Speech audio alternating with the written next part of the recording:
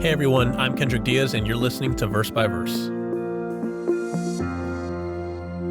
The earth was without form and void, and darkness was over the face of the deep, and the Spirit of God was hovering over the face of the waters.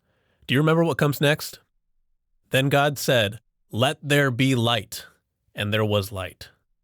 Those are some of the opening words of Genesis, which are part of a broader narrative to show how our world started. At one point in history, the earth was swaddled in a blanket of darkness until God, by sovereign decree, streamed forth light.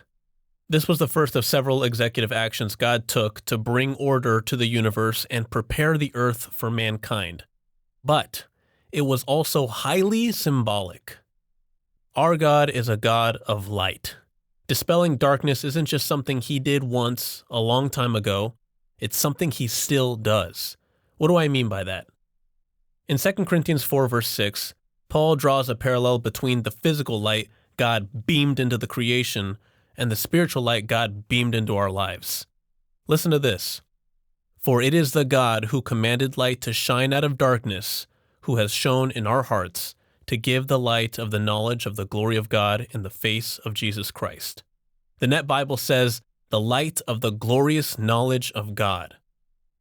Prior to God's intervention, our hearts were spiritually in the same condition as the earth in Genesis 1:2, covered in darkness, which is another way of saying a couple of things.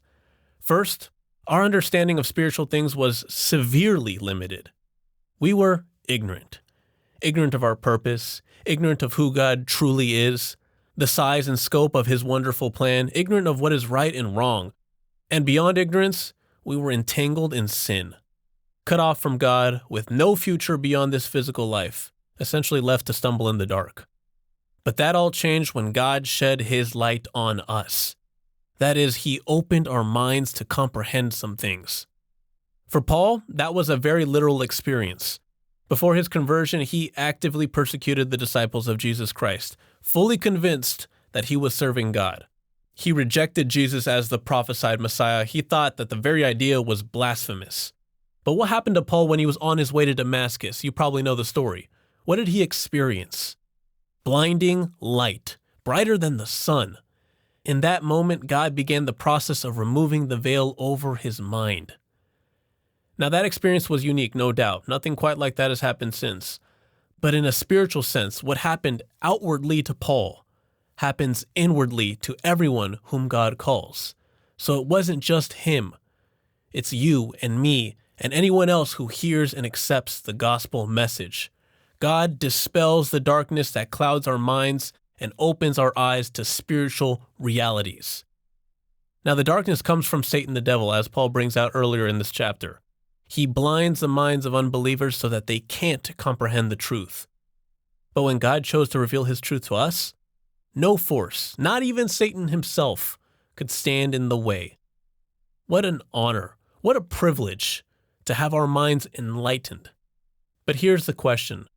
Do we live like people who have escaped the darkness and now walk in the light of God? Look at the world. Yes, people are in control of their actions. I don't want to minimize that. Everyone will be held accountable for the things they choose to do. But ultimately, those people are ignorant. A lot of them just don't know any better. But we do. We know better because God, by his decree, enabled us to understand. We know the difference between righteousness and sin. We know the way of life that produces blessings. We know that God sent his son to die in our place so we can have a future in his eternal family. And with all that knowledge comes responsibility.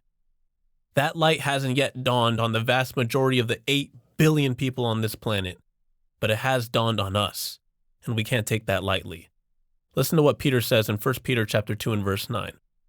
"But you," and he's talking to converted Christians, "but you are a chosen generation, a royal priesthood, a holy nation, his own special people, that you may proclaim the praises of him who called you out of darkness into his marvelous light." Verse by Verse is a Life, Hope, and Truth podcast. Check out the show notes to find more free content, like videos, articles, and booklets in our Learning Center.